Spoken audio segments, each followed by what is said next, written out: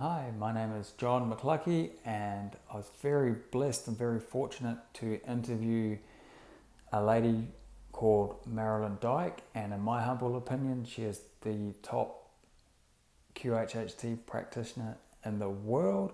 Her alongside a lady called Suzanne Spooner, they are very much the echelons of Qhht practitioners. And in this interview, I was very, very fortunate just to spend an hour or so and just going over some of her session stories and her story, because she was very much trained personally and a very good friend with Dolores Cannon herself. In fact, I regard Marilyn Dyke as a protege of Dolores. She's very much has a very, very similar personality, I think. So I hope you really enjoy this interview, and I'm really sorry the video did a full glitch out, so I think that's Marilyn's energy. It was just too much for the camera, so I just had to do it as an audio, so feel free to listen to it. So thank you very, very much.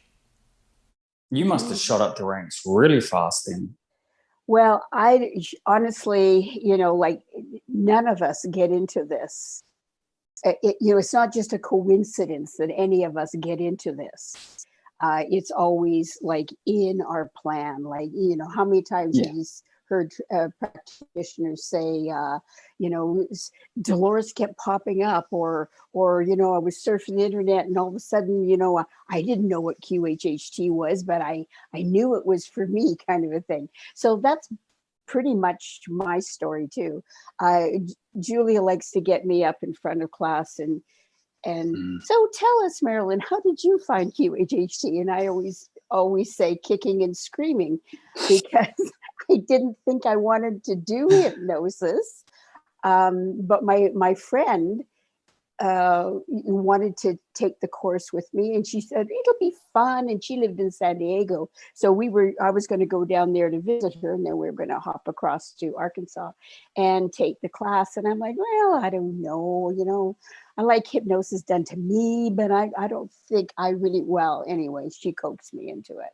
And like I say, it was like an hour into the class, and Dolores was talking about how the results you can get with QHHT. And at the time I had been teaching and doing a lot of Reiki, and I can see that, wow, in just a few hours, people were healing what would take weeks, days, months, even, with Reiki. So yeah, then I was hooked. Yeah, because it was like a miracle, what can be accomplished in just a few hours, because you're getting to the core of the issue and understanding that. And that's the real key. Totally. Get to the root. Yes. Get to the root and the tree will collapse. Yes. And it's the client. So it all comes from the client. It doesn't come through anybody else's filter, which is another thing I liked, because you never know, like, you go see a psychic or something. Well, is the information accurate, or is it, come through her filter or his filter, and, is it a little bit skewed? Maybe it's more for them than you. Anyway, there's all kinds of, not that I don't like going having a psychic reading or anything, but when the information comes through the client, it makes it that much more authentic. Yeah, good word. Yeah. Yeah. So Dolores must have seen something in you. Oh yes, she did. When we were, I don't know even how I got asked to be part of that first level 3 class, because I think I'd only been doing QHHT about 3 years, but I was, by then I was fairly active, doing quite a few sessions. Maybe it was 5 years. I can't remember. Um, but yeah, they asked us, Julia and Dolores asked us all to send in 5 videos of 5 different sessions, videos of 5 different sessions, but they quickly realized that really they only needed 1 to see the mistakes that we were making, kind of a thing. But I was thrilled because up until then, I took the class. I took the level 2 class the following year, but really, I mean, you're working on your own.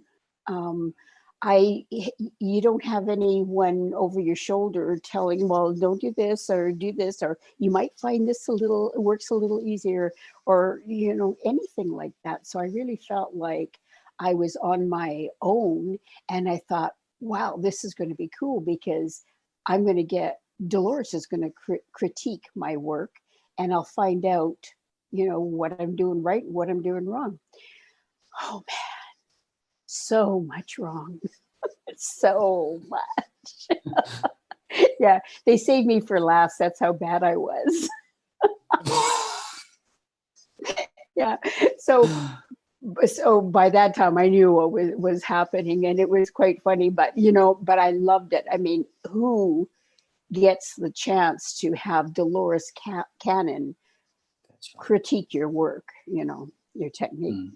But it was really cute after I was just lapping it up, and I was thrilled, and Dolores was always so concerned that she was going to hurt our feelings, or, because we all had things, that we needed to work on. Yeah. But so I was last. So it was a long day. It was about, 10 o'clock at night, and we were packing the room up, and I bent down to put some cables in a box, and I stood up, turned around, and there was Dolores right here. And she's got these blue puppy dog eyes, and she says, "You're not mad at me, are you?" Oh. It was just so sweet. But Dolores was like that, eh? She would have hated to think that she had hurt your feelings, but she was very, she told you what's what.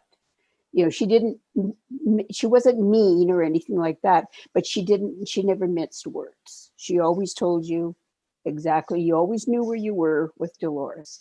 So I just thought that was so sweet. She just right there. I'm kind of startled. I guess it sounds the same personality type as Marilyn Dyke to me. Hey, I know I didn't critique your work. Thank goodness. Yeah, probably. Yeah. I was lucky because I sort of clicked with Suzanne, and Suzanne took me under her wing. Yeah. Yeah. No, Suzanne's really good. Yeah. Yeah, she's beautiful. Yeah, I love her to bits. Yeah. Yeah. You two are just you and Suzanne Spooner are just the epitome of the top echelons of QHHT. Honestly. Well, thank you, John. But we all have our little niche, don't we? Yeah. Yeah. I really enjoy. I really enjoy facilitating sessions, but I also really enjoy helping practitioners. Yeah. You can see that through the work in the forum. Yeah. Mm-hmm. Yeah. Yeah. That's helped me so much. I tell every single practitioner, jump on the forum, just search Marilyn Dyke, search Suzanne Spooner, and just read every single thing that they say. Everything.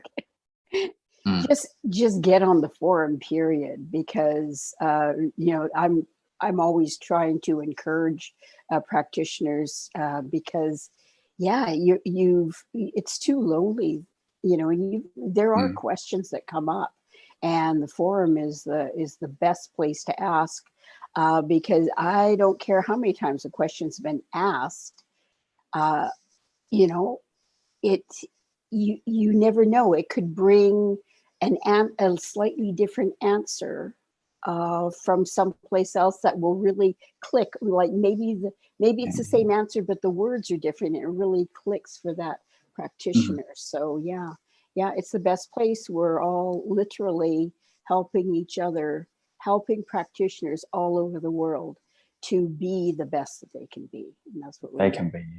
be. Yeah. Yeah. This is pretty cool because I've heard your level 3 story, and I've heard Suzanne's and Diane's. So, and they're all basically the same story.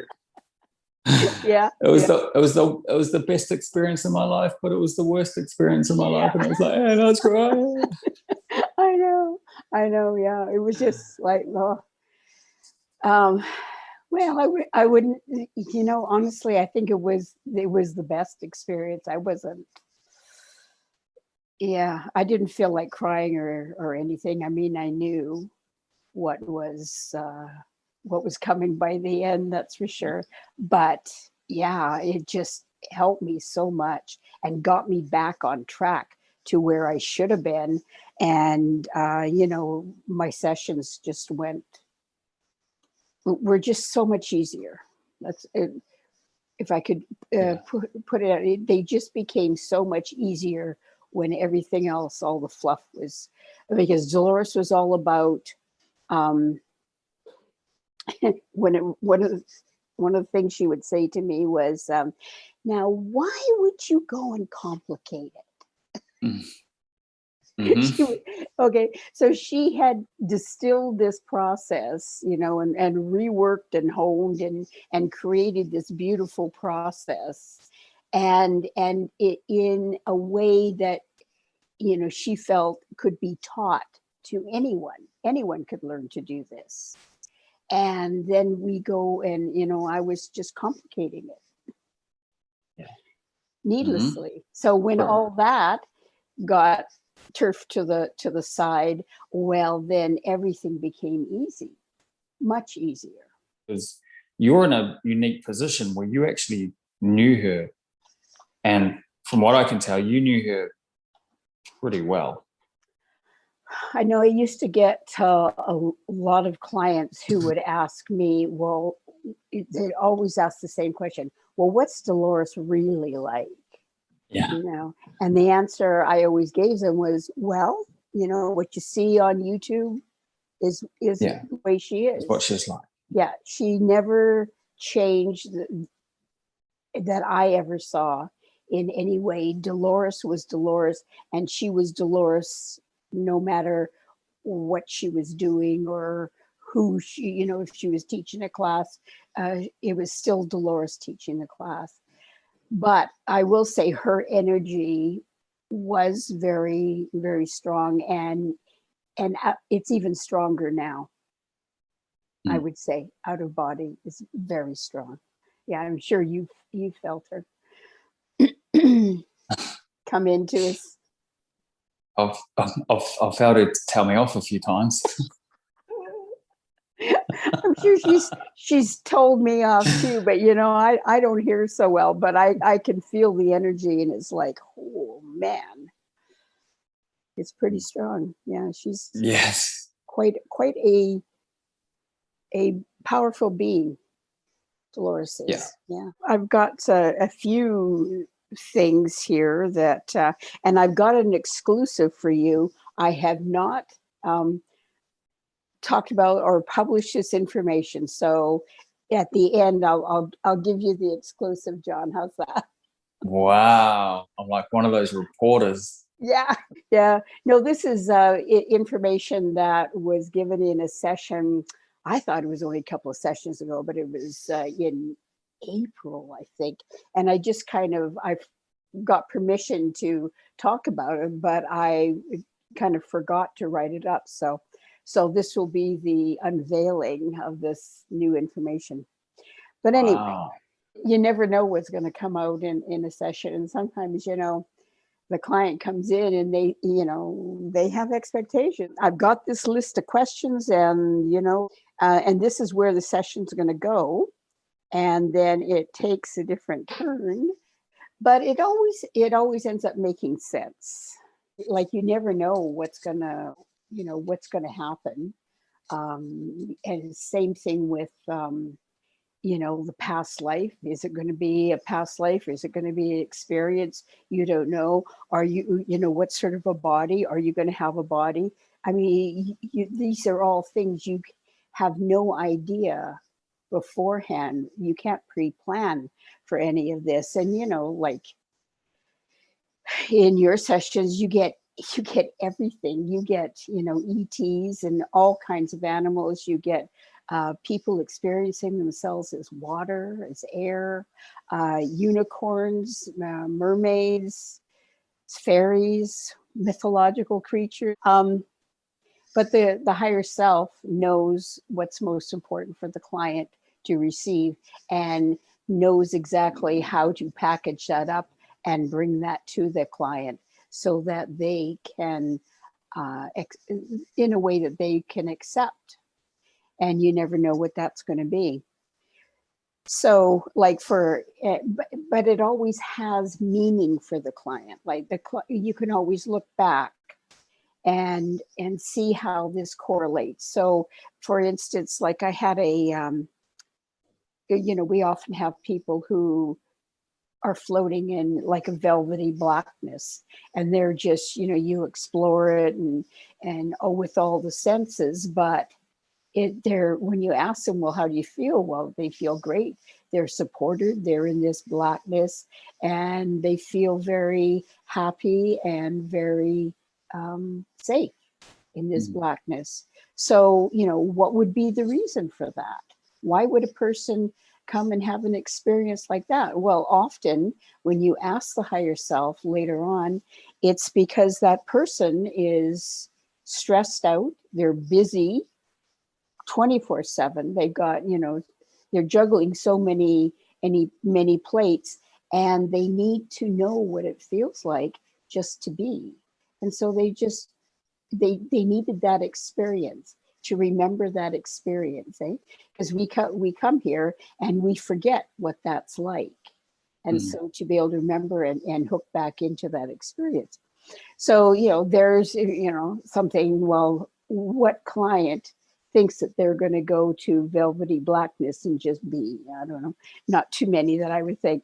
But I had a client one time who had really terrible pain all down his left leg, and he couldn't figure out what was going on there. So in his past life, he was riding a horse and alone in an isolated area. And I guess the horse misstepped, and the horse and rider tumbled down this embankment, and he broke his left leg, in several places. And because this was in an isolated area, nobody found him. And so he laid there for days and eventually passed away there in pain in that past life. And so you can see, okay, just looking at it, you can see, okay, he has brought this forward into this life, because what you are experiencing often when you pass away in a life is sometimes, if it's not resolved, you bring it back into this life. So that was easy. I mean, you could see what was going on. And with that knowledge, the client can let that go and heal and release that, eh? So that was one that was really, you didn't even need to question that. That was quite easy to figure out. Years ago, I had a man, it was quite funny. He's in the past life and he's going, I'm asking him questions and telling me, and he's like, whoa, these leaves are huge. And he's just amazed by this huge vegetation he's got around him. And I'm thinking, oh my gosh, this must be on another planet or something, eh? Well, eventually we figure out that he's an ant. He's tiny, yeah. Yeah. And, he's just doing his ant thing. And it's like, so I thought, well, wow, this is my opportunity to get into the mind of an ant, and ask questions like, did you ever think about, so I asked him, well, what do you do? Well, I work, and this is what I do. Okay. Have you ever thought about doing anything different? No, this is what I do. Is it fulfilling for you? he didn't even understand really what that No. was. It was just like, this is what he does. This is what he came to do. And there was no deviation from that. No thought of doing anything else, or, no thought of going off the path. You know how ants form a line and they go along the path. No thought of going off the path at all. So I can't imagine the boredom of that. But then I don't have the ant's mind. And so No, to an ant, that's it's very normal. normal. Yeah, it's possible, quite possible. I had another woman who was, she says, oh, I'm not just on Cirrus, I am Cirrus. Wow. She was the star Cirrus, she called herself. And oh, she's describing it, and it's just such a beautiful experience. She is so happy. And so then I asked Dolores this question. Well, if you were so happy on Cirrus, what made you decide to come to Earth? Well, I heard the call and I knew I could help, but I didn't read the fine print. Just cracked me up. Didn't read the fine print. So she was obviously a volunteer, right? Yep. Yeah. So, and then there was this other person who was a star, but she was a young star. And she says, she was telling me after, she says, yeah, I was, just kind of bopping around, all this energy. She was just so happy being this star and everything. And actually, I just recently had a client who was a star, and this was the first incarnation in any kind of a body that this, so the body of a star, and it was a real honor to take on the body of a star. That was the pre-life to this life, her current life today. Yeah.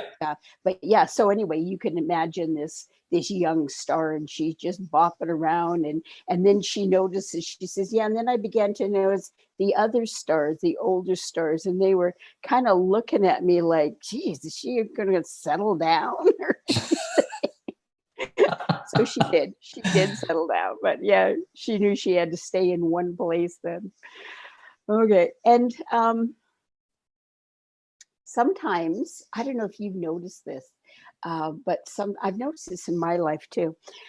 Sometimes a person comes and they might have, go to several snippets of lifetimes, and in all of those lifetimes, they are dealing with there's one issue, and they're dealing with it, they're experiencing it in so many different ways. So for this person, one of her questions was, why do I always feel like abandonment? Why do I always, this is like her fear of being abandoned. And she said, I haven't been in this life. She was never abandoned in this life, but I always have that. It's like an undercurrent. So when we get in there, she must have experienced, we went to 5 snippets of different lives, and in every one of those lives, she was abandoned in some way. Which is, this was her theme. This was her soul theme. This is what I'm thinking. So when I asked her higher self later on, what was the first time that this soul felt abandoned? And the higher self says, well, when the spark left source, it looked down and didn't see anything, saw there was nothing, and it felt abandoned. Wow. Now, can you imagine? Yeah.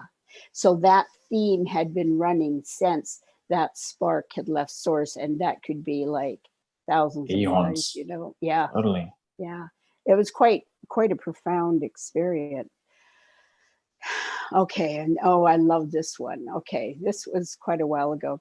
And I've written about this one because this guy, I wrote it, this blog post years ago. When this guy left his past life,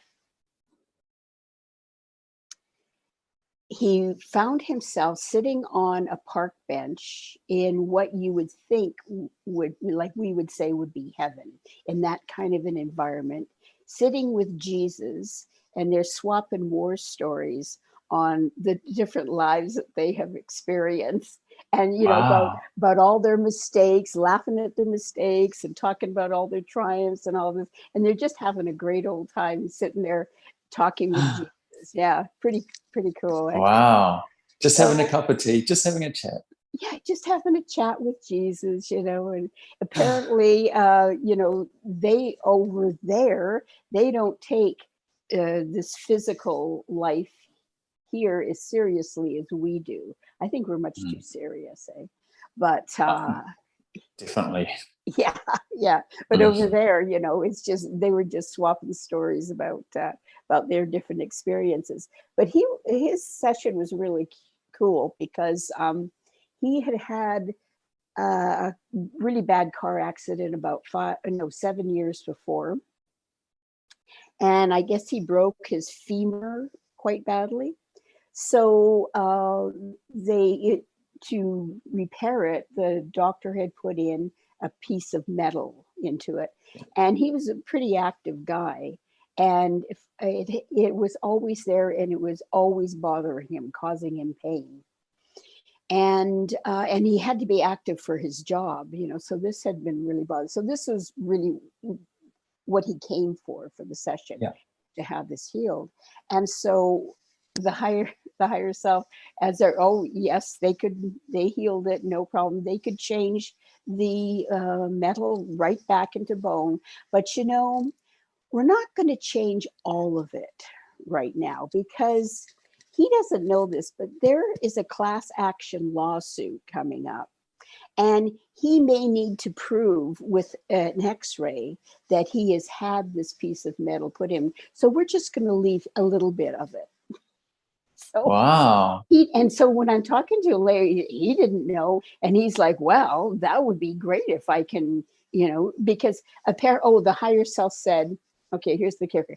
In Canada, it is illegal to put a defective part in the human body. And apparently that part was defective. And that's why the class action lawsuit. Pretty cool, eh? Amazing. Yeah. So anyway, I talked to him a couple of months later. And he said, there was no discomfort, no pain after that. He said, it's like when you don't experience the pain anymore, you kind of forget that it ever happened. Eh? And he said he came out of the shower one day and was walking by the mirror, and he noticed this red spot about an inch long up at the top of his leg. And he went up closer and looked at it. He couldn't figure out, like, why would I have that? And then he realized that's all that was left of a good 7-inch scar. So Wow. not only, the scar had been healed completely as well. Pretty cool, eh? I never heard if there was, he had anything, heard anything about a class action lawsuit or not, but He's probably sailing around the Bahamas. yeah, Ooh. maybe. I don't know. But anyway, he was just so pleased to not have that pain anymore, that's for sure. Can't really blame him. No, totally. Yeah. 100%. Yeah. Oftentimes, in order to heal an issue, people need to be forgiven. Okay, so you need to be willing to forgive. And in forgiveness, when you truly forgive somebody, that is, not only are you letting the energy, the ties of that go, but you're setting yourself free, really. You're setting them free, and you're also setting yourself free. It's very, very healing. And as Dolores says, you don't have to forgive someone face to face. You can do it mind to mind quite easily. And we often do this in sessions. We will do this forgiveness. But anyway, I had this client years ago. He was in his mid 70s.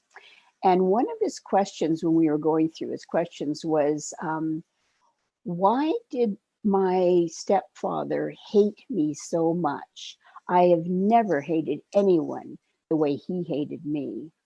And so in the moment I said, well, would you be open to forgiving your stepfather? Oh no, I couldn't possibly do that. I'm not there yet. I just want to get some clarity around this. Understand, like why? to understand it. Yeah, to understand it.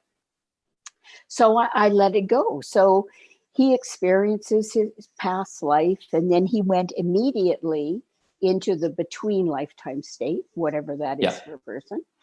And he's seeing his grandparents and aunts and uncles and all kinds of people that, long lost people that had passed over years ago, and he's greeting them. And I don't know if you've ever had anyone experience, I think you have had. I mean, the look on their face is just pure joy. It's just I love amazing. it. I absolutely love it. I know. Yeah, there's nothing like it. So anyway, he's greeting everyone and started to slow down a bit. And so I said, I didn't know whether I should ask, but I said, is your stepfather there? And this man goes, oh my God, he's coming towards me with such love. He's telling me how proud he is of me. Mm-hmm. And so I said, would you be willing to forgive him now? And he says, well, what's to forgive? He played his role perfectly. Mm. In an instant, it was done. That was complete. I mean, it's just so beautiful when that happens. I mean, and really all it is just understanding. And you can understand consciously, put it together consciously, like consciously, I understand that. It's like a play, and I cast my play. And so you ask people to play certain roles, and some of those roles, they're not, you may be asking someone to play the role of a villain, and this someone is very close to you in spirit form, could be like, twin soul or very close soul group, And so it must be hard to agree to play that role, for someone that you love that closely. So I understand that. You can understand that consciously, but when you actually experience it, I think that's when, the energy of that. Yeah, it's a total different perception on things. Yeah. So very powerful. And some people play their roles amazingly well. Oh yes, because they don't remember, right? They just know that they've got this role to play. They don't remember that I agreed to this, they wouldn't. Yeah. And we all have people like that, in our lives. Like when I'm talking to the clients beforehand, and you're getting the cast of characters, so you want, well, close friends and relatives and whatnot. And I always ask, and that person at work that drives you crazy, how you can go from job to job to job, and there's always that one person that's going to drive you nuts. And you put them there. Okay, so what is it you want to learn about that? What does that bring up for you that, a lot of times it's, it is like that mirror, and you're looking at yourself, and there's aspects of yourself that you don't like so much that you have to work through. But what we do.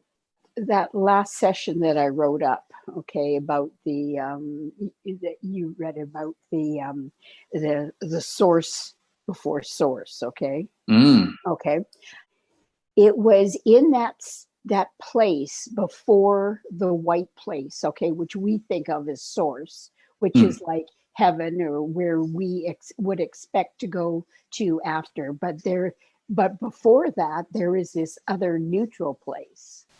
And that's what was so cool. She said it's neither good nor bad. It's dark, but not in a bad way.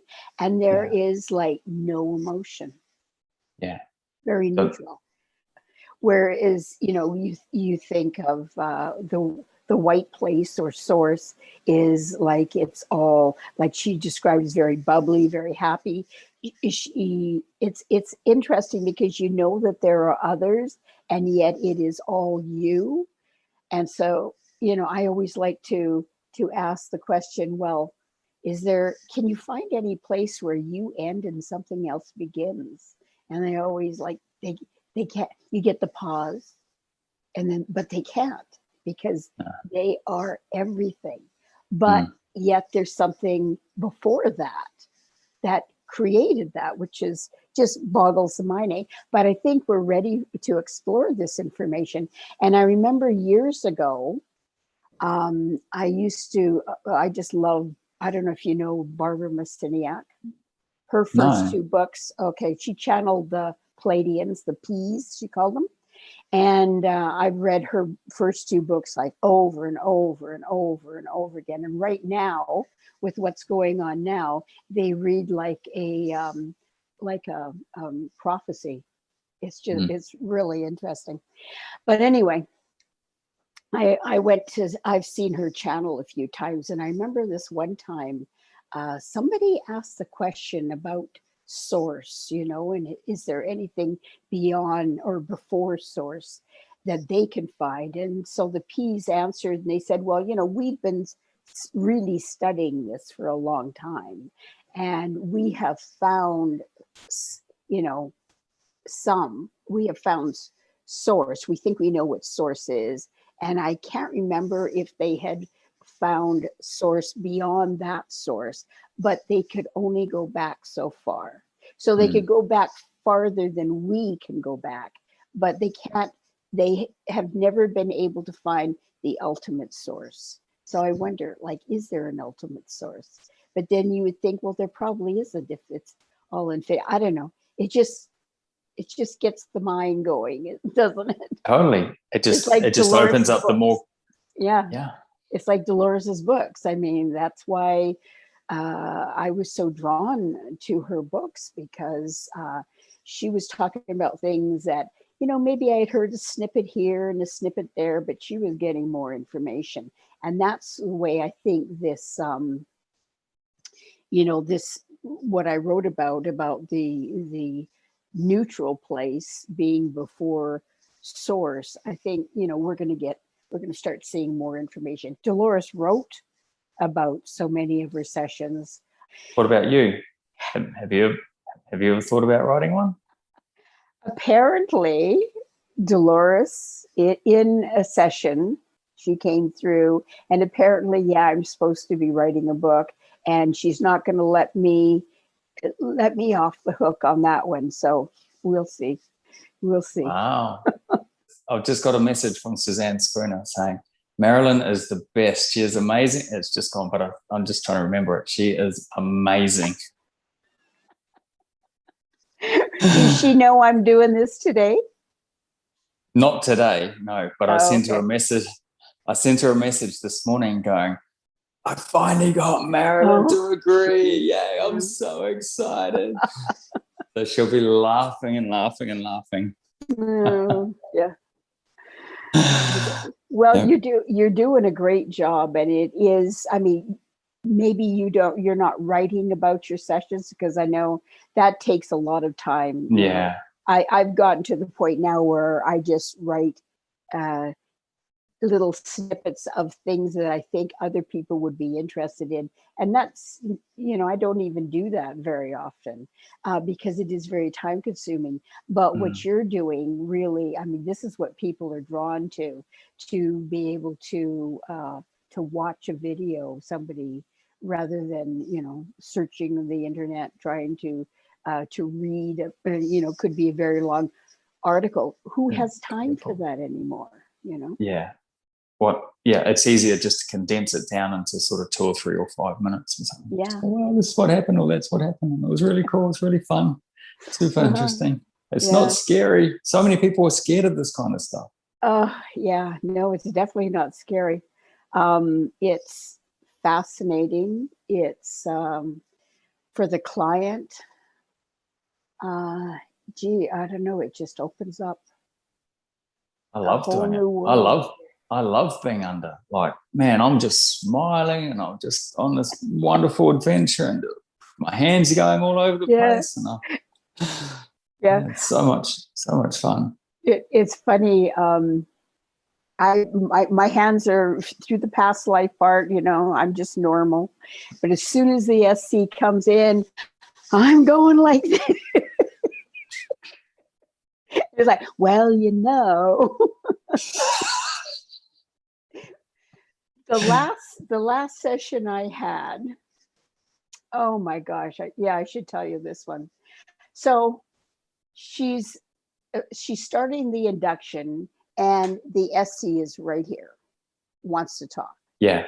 And in my mind, I'm going, well, no, that's not how it's done. We have to do the past life first. What the heck I was thinking. So didn't say anything. We go through, we go through the induction and everything. My past life was, I was a puddle. Wow. Which was cool because I could feel, and I was a very beautiful puddle. There was a lovely fall leaf laying in the bottom of this puddle. It was exquisite. But I was this puddle and I could feel the parameters of this puddle, I guess. I could, really feel my body. So that was kind of a cool experience. But obviously, it was not, I didn't have any pressing past life information that the higher self wanted to bring to me. It wanted to talk and I wasn't at it. And so then because that was really short, she takes me to another one and I'm like, I don't know, I'm baffled. I'm looking up. I don't see, I must be dirt. So anyway, so finally we let we bring in the higher self and talk, and I can hear them. They're just chuckling where they're going, she wanted a past life, so we gave her a past life. Mm-hmm. Yeah. And it was a quick one. It was the quickest one to try and satisfy her. Yeah. So now I know, okay, as soon as they're there, okay, yeah, they could talk. Just allow them. Just allow them, yeah. Don't have to follow. Mm. Anyway, that's what happens in some sessions sometimes. Yeah. They just want to use all the time just to speak and just to give us all the information that they need to give us, give the client. Yeah, because they have lots to tell the client, and more and more. I've certainly seen this since I started. More often now than not, the past life is not that important for the person to go to. It's more maybe an experience, or maybe the higher self wants to speak right away. That's more important than actually going through a past life. Because I think, we have collectively evolved to the point where, karma is done for a lot of people. I keep asking quite often, I'm asking in sessions, does the client have any karma left? No. I rarely get anyone who has any kind of karma left to resolve. So I think we're to the point now where we really need to connect with the higher self. We need to become aware of what that feels like or sounds like, and so that we can live our lives with that knowledge, that information that we have always been connected to, that we've always had, but we don't believe that we do. No, so to have that connection, that's the important part. I actually found, well, this is through my sessions, that it's the karma that was holding the vibration of people down, but they're just not working it out. It's just not going anywhere. So ask for forgiveness, do your forgiveness, forgive them, forgive everything, and then it becomes mutual. It's just over. Yeah. And then their vibration will just skyrocket. Yeah. And that's what's lifting the vibration. I think you're absolutely right. Yeah. So anyway, are you ready? Amazing. Are you ready for this never, to my knowledge, revealed information. Yes. Yes, Okay. please. Okay. So, you know how we have so many clients come, especially now, who are very anxious, anxiety, they're stressed Mm. all day. Yeah, So look, that's what's behind me. That's the sign behind me. no more No more anxiety. anxiety. Yeah. Oh, if it was just a switch we could turn off. Okay. I mean, and in a session, how do you, what can the higher self do to help the person to stop worry? I mean, they can release stress. We can find the source of the stress. They can understand that and release that, emotional block. But how do you help a person to stop worrying? So this is my question with this client, because she wasn't sleeping very much, and it was really getting her down. So they gave me this process. Actually, at first they didn't want to tell us, but I didn't have to twist the arm too much before they divulged. And they said it was a Buddhist. It was actually a Buddhist breathwork process. And it's really easy. So they said, when you find yourself worrying, it's like you're blowing up a balloon. Just fill your face with air. So, okay, so you're filling your forehead, your chin, your cheeks, everything is filled with air, and you hold it, and then you just let it out. And you do that 3 times. And then what did they say here? Then the sudden release 3 times, and you will find you have disengaged the wire of worrying. Okay. Wow. Yeah. And try that, because you do kind of relax. And then you do that 3 times, and then you go on about your day or whatever you're doing, go to sleep. But it is relaxing when you do that. You've got all that tension, and then you just let it go 3 times. Yeah. They said to do this as often as possible, because worry is like a habit. You kind of fall into it, and so you can shift the habit or disengage the wire of worry by doing this, remembering to do this. So there is our, yeah.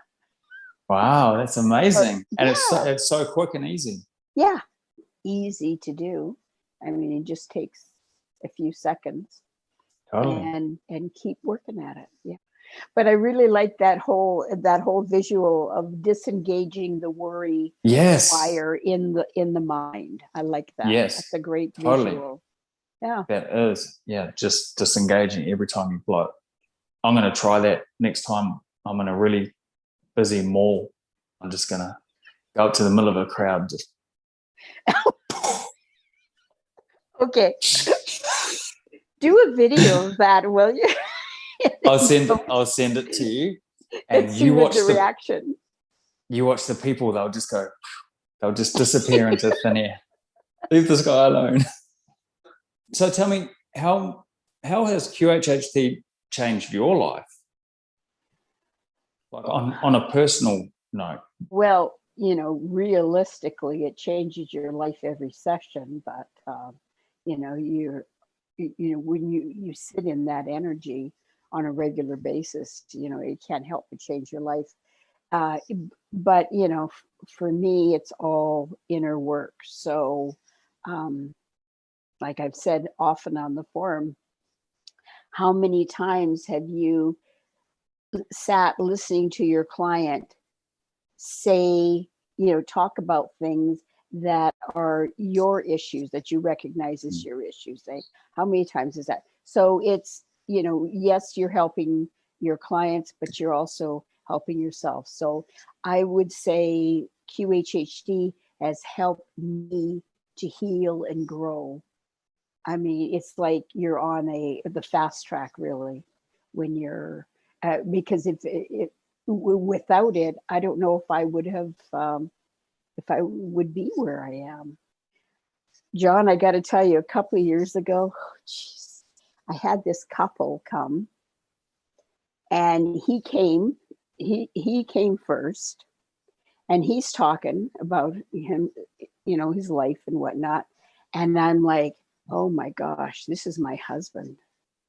Like he was, talking just like my husband. I thought, okay, this will be interesting when she comes. She comes and she's talking, and it's me. And it's like, oh my gosh. So this was relationship. I thought, holy cow, it's everything. So I really had a chuckle over that. But yeah, they were us. So even you will get, that not just personal work, but also the whole relationship. Yeah. Yeah. Pretty cool. How interesting. Yeah. It's always interesting when you do couples. Yeah. I enjoy it. Yeah. Yeah. The last couple that I did, they actually, two separate sessions, obviously, but they actually went to the same past life, which was amazing. I know. Yeah. Yeah. That was amazing. Cool. Yeah. Yeah. So I could see it from both perspectives. Yeah. It is interesting to get the story from two different angles, because you really, because everyone's different and everyone experiences a relationship like that differently. So to get it from both angles was very enlightening for me, but it's also for them, if they do share their sessions, it will be very enlightening for them. Yeah. Can I ask you, why do you think Dolores chose you? You can give yourself a plug and be kind to yourself. Why do I think she chose me? I don't know. I think it was just, it was an agreement that was made before I came in. Yeah. So it's same thing like with Julia and many of us, we agreed to do this. This is the big kahuna, really. This is the way I see it anyway. QHHT is massively huge. Well, I'd like to say I don't know. Well, definitely when Dolores first started, she didn't have a clue how big this was going to be. And, I think Julia recognizes this now, but back, like in 2009, I don't know if Dolores even realized just how big this was, how important this was. No. But it is the big factor in helping people to realize and to be their higher self, or to be more of, or to embody their higher self. I think it was back in the 80s. I think it was the Seth books I was reading, where Seth, Jane Roberts' channel Seth, where he said that the main purpose for humanity, what we were all working towards at that time and in the future, was to be able to embody a larger portion of our higher self. And this is what we're doing. We're seeing this in action. This is why we are able to be more aware in deeper states of consciousness in our sessions.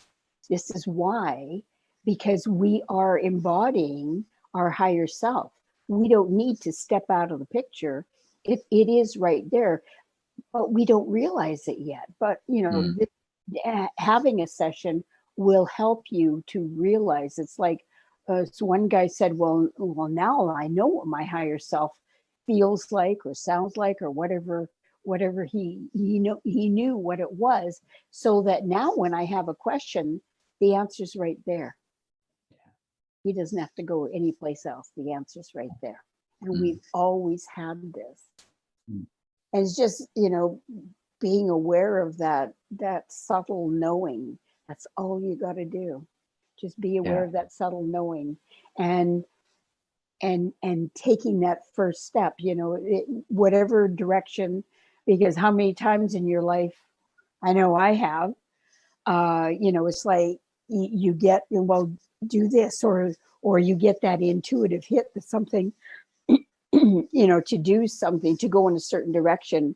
And, you know, how many times have I said, well, no, that's no fun. I want to do this over here, you know. So I do this, and then it turns out horribly wrong. And I'm thinking, well, I should have listened to my higher self, you know. So the more it's like a training, really. Yeah, So that's what a session will help a person to achieve, is that to become sensitive, more sensitive to that voice or that knowing or whatever it is. That's a good way of putting it. Yeah, it's this, sensitive. The tuning dial on a radio, just tuning it a little bit so it's nice and clear. Yeah, and the more you accept and you accept trust that advice and trust it, the more you're going to get, and the more you're going to get, and then pretty soon life gets pretty easy. I mean, all you got to do is follow the dots. Yeah. It's not hard. Super cool. Thank you so much for doing this with me too. Yeah, you're welcome. It's been lovely. You're a star. To connect with you. Thank you so much for joining me. Well, thank you, John. Absolute pleasure. You are just a wealth of knowledge. You're like the Akashic records of QHHT within you.